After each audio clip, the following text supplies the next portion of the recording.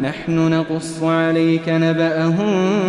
بالحق إنهم فتية آمنوا بربهم وزدناهم هدى وربطنا على قلوبهم إذ قاموا فقالوا ربنا رب السماوات والأرض لن ندعو من دونه إلها لقد قلنا إذا شططا هؤلاء قومنا اتخذوا من دونه آلهة لولا يأتون عليهم بسلطان بين فمن أظلم ممن افترى على الله كذبا